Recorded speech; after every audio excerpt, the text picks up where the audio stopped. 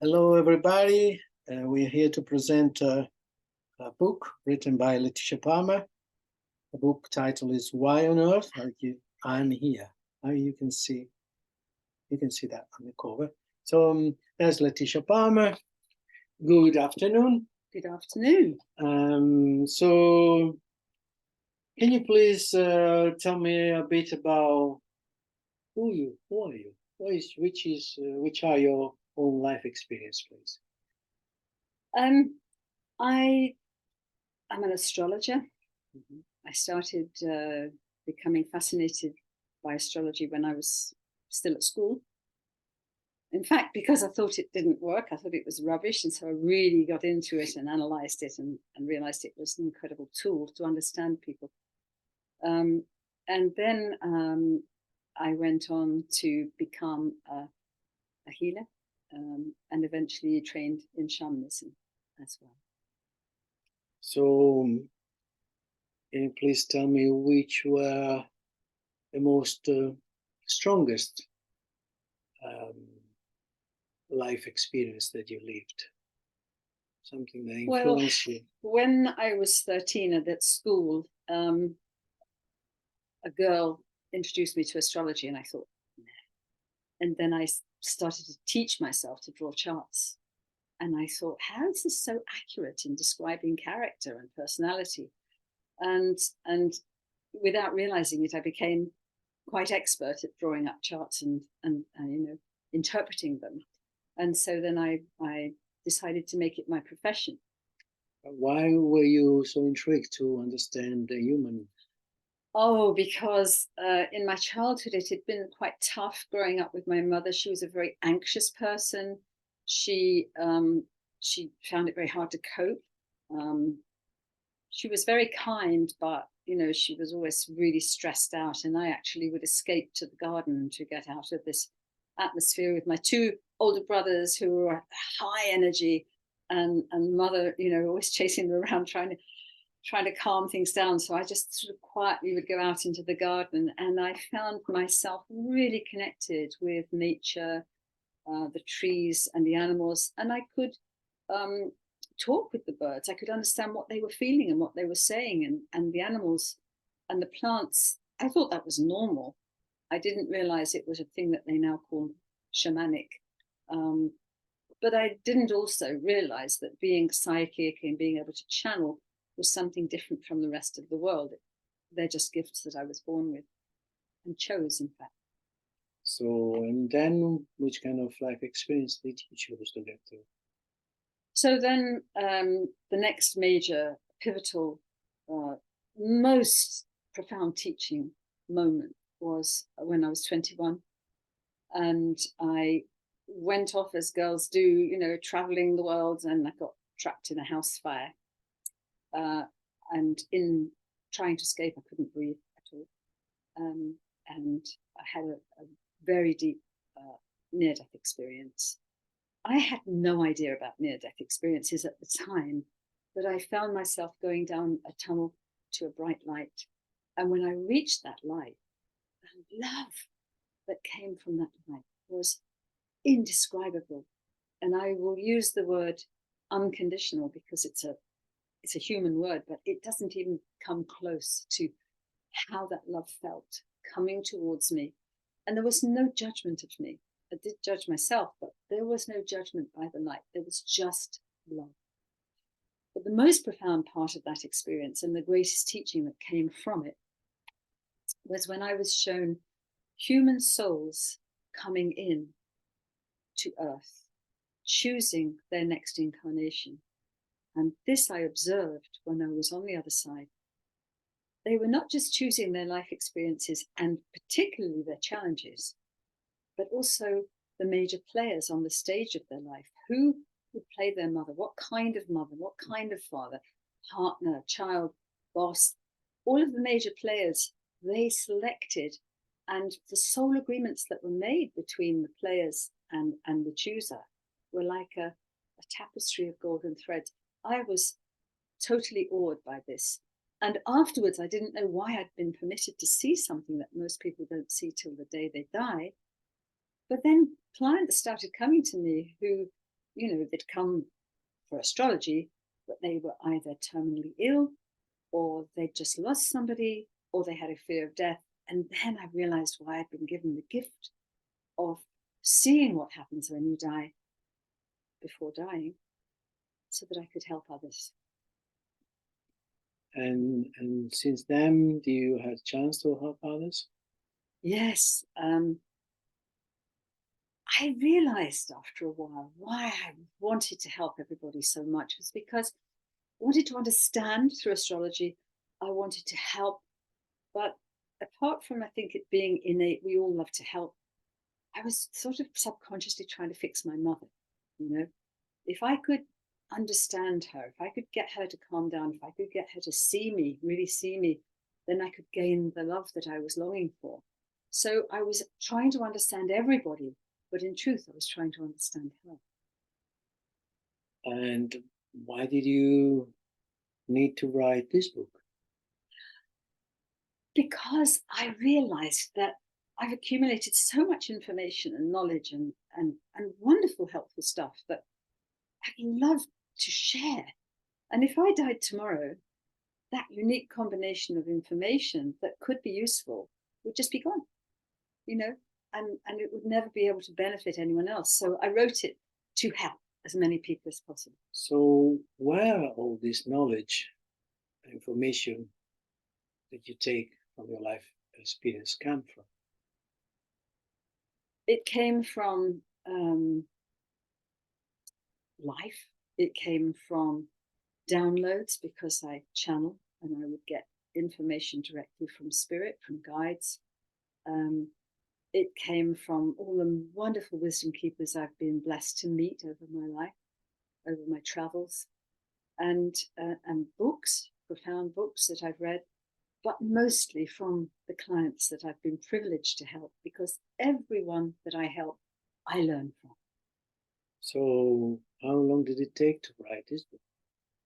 3 years. But it actually came out just before COVID, so that was meant to be, I think, because it was a really helpful support to people who were isolated. What is it all about? What is this book about?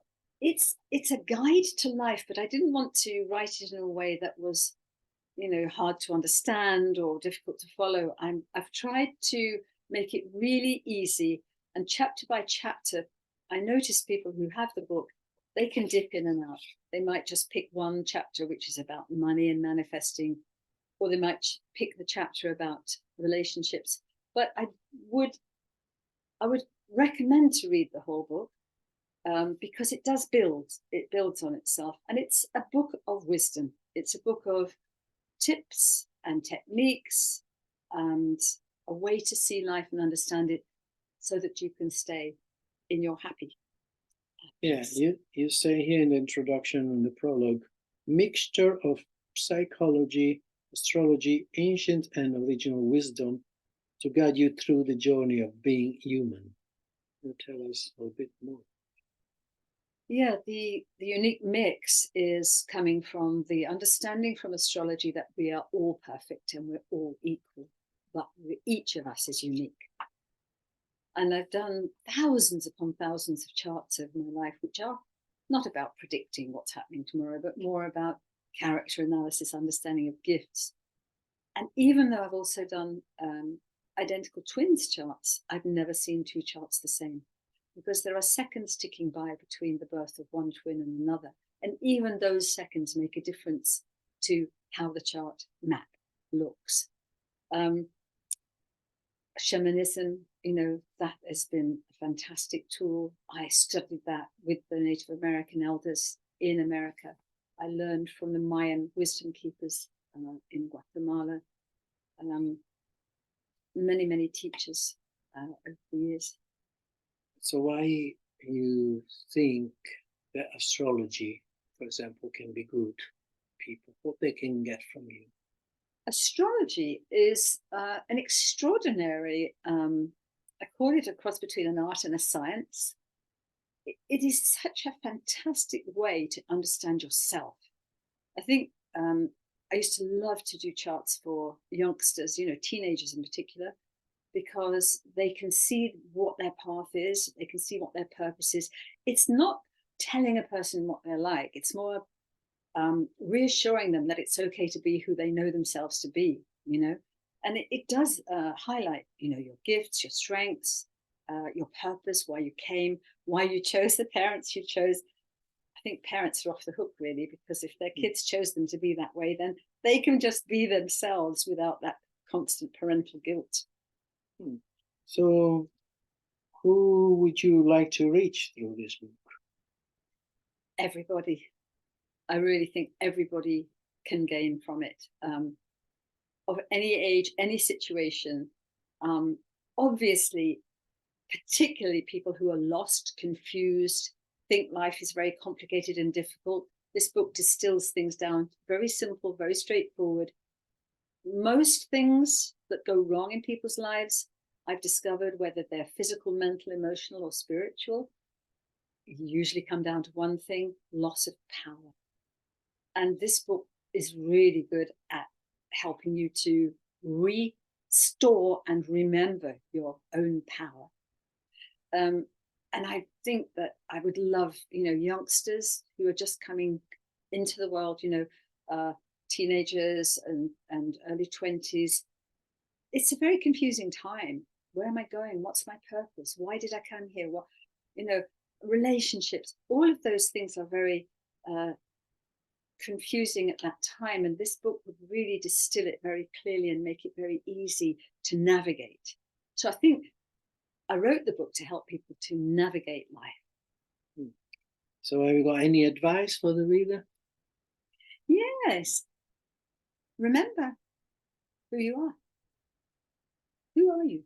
You're the person who came here to Earth to learn, to grow your light brighter, to develop your own light of unconditional love through your life experiences.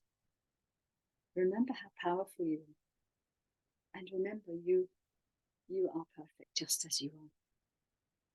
Yes. So you also mention a lot in the book the difference between fears and love and gratitude. You tell us a little bit about those three elements. People talk about good and evil, you know, but I talk about love and fear, because as I describe at the beginning of the book, the very first fear that we know comes in the birth moment. And if you hear a baby crying, they're desperate because they fear that they won't get their milk. They fear that if they don't get their milk, they will die. I also go further to say, and they will miss out on the life mission that they chose. So fear drives all negative human conditions. The fear I won't get my milk is the underlying cause. Even a selfish politician, a greedy person, a dishonest person, an unkind person, underneath that lies fear. So fear is what religious people would call evil, and love is what people would call good. Are you talking about fears as a tool that we get to become brighter? Fear, yes, because fear motivates us to seek answers. And the answer, all the answers are in my book. And what about living in the now and gratitude? Living in the now. There's so much in the book. Living in the now is, here's an example. If I asked you to say the word now, can you say it? Now. It's already gone. But in the moment that you said it, it was present, the present moment. And that is the only reality there is. And the Buddhists will tell you this, you know, the profound teachers will tell you this. The only true existence is the now moment. So the past is just a dream.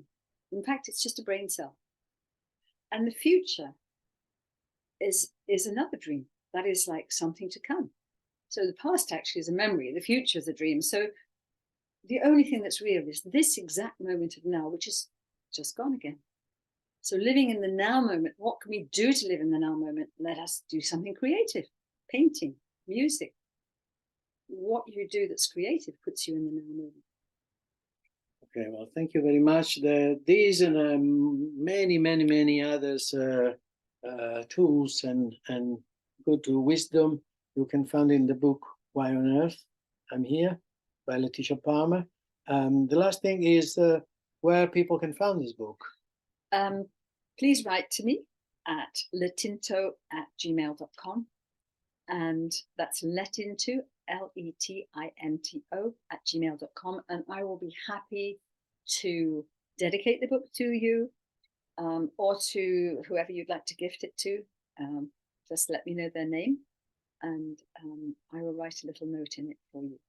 Can people also find it somewhere else? They could find it on Amazon, but I prefer if they just wrote to me so that I can make contact with them. Thank you. Thank you very much. Thank you for the listen, and have happy days for all.